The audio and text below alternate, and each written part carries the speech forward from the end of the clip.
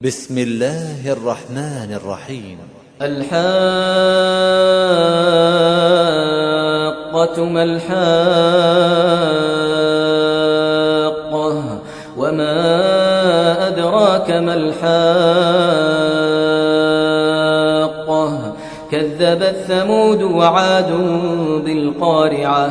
فأما ثمود فأهلكوا بالطاغية وأما عاد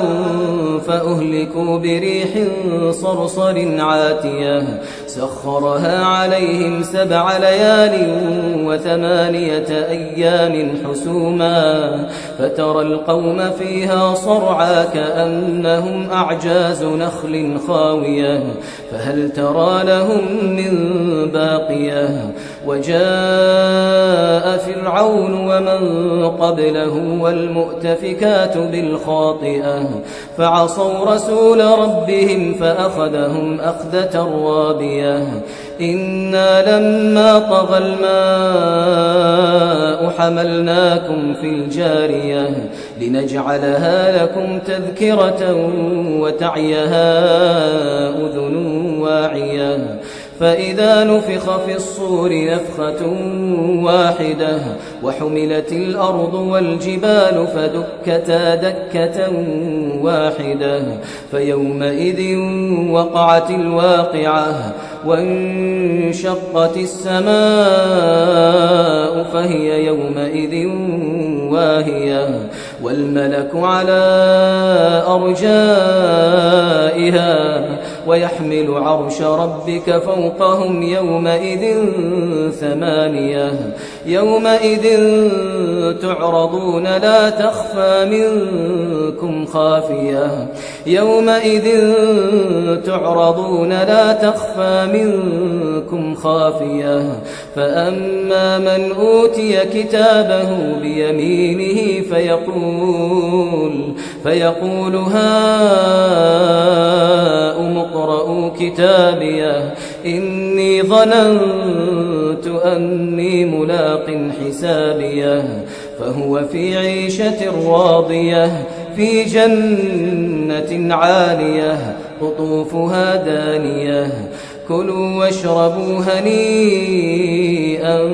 بما أسلفتم في الأيام الخالية وأما من أوتي كتابه بشماله فيقول يا ليتني لم أوت كتابيه ولم أدر ما حسابيه يا ليتها كانت القاضية ما أغنى عني ماليه هلك عني سلطانيه خذوه فغلوه ثم الجحيم صلوه ثم في سلسلة ذرعها 70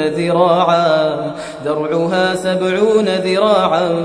فاسلكوه إنه كان لا يؤمن بالله العظيم ولا يحض على طعام المسكين فليس له اليوم هاهنا حميم ولا طعام إلا من غسلين لا يأكله إلا الخاطئون فلا أقسم بما تبصرون وما لا تبصرون إنه لقول رسول كريم وما هو بقول شاعر قليلا ما تؤمنون ولا بقول كاهن قليلا ما تذكرون تنزيل من رب العالمين ولو تقول علينا بعض الأقاويل لأخذنا منه باليمين ثم لقطعنا منه الوتين فما منكم من أحد عنه حاجزين وإنه لتذكرة للمتقين وإنا لنعلم أن منكم مكذبين وإنه لحسرة على الكافرين وإنه لحق اليقين فسبح باسم ربك العظيم.